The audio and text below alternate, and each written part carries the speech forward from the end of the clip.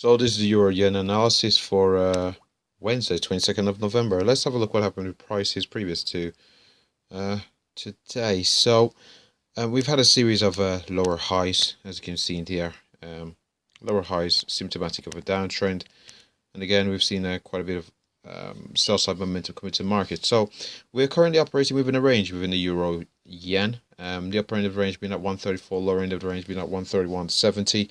Now we broke below the lower end of the range, came all the way down to essentially it's 31.20, quite a bit below the range. We did seem poised for a breakout of the range, but we did see some buy side momentum to take us back into the range.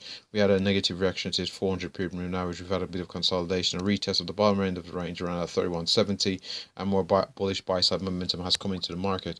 So the fact that we have had some bullish momentum coming into the market from when we did trade quite a bit below it, somewhat might just be a normal retracement here, but we've had another retest of that 31.70 has held. We do look poised for another retest of 31.70. If it does hold again, we'll be targeting upside targets. We're possibly looking at how CR price reacts to 400 period moving average and a 200 period moving average. They're both pretty close together, so they may act as a confluence zone. We may see sell side momentum taking us all the way back down to 31.70, possibly down to 31.20, the previous swing in the market.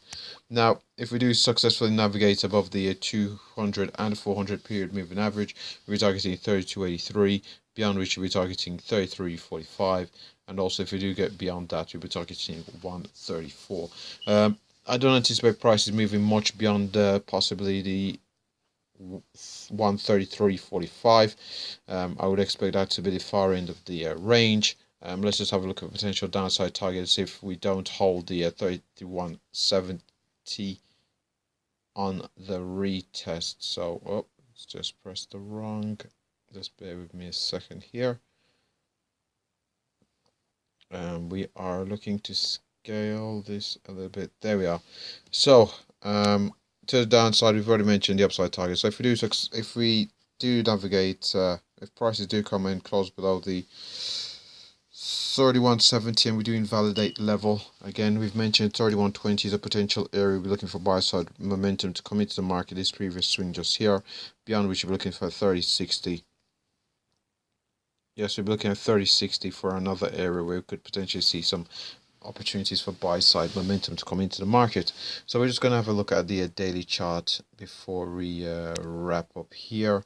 So we're just going over to the daily charts and get the scaling correct. So here on this daily chart, we can see the range is pretty clear here on the daily chart. So in and around that 134 level and in and around this 131.70, we have been operating within a trading range. We have seen a rejection from that 130. Yep, we've come up to the top of the range and we have seen a rejection. So we did briefly close trade below the bottom end of the range, but we did not close there. Instead, what we have seen is we've posted a wick, which indicates that there have been some buyers at the lower end of this trading range. So we've mentioned the levels that we're looking at, the upper end and the lower end. So that should wrap up the euro yen analysis. Thanks for watching.